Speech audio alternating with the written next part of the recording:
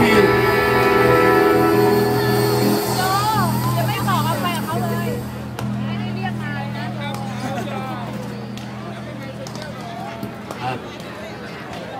ท่านรองประธานหอการค้าพี่แต๋วจากกรุงศรีไทย ก็เป๊ะบอกว่าเดิน10 กิโล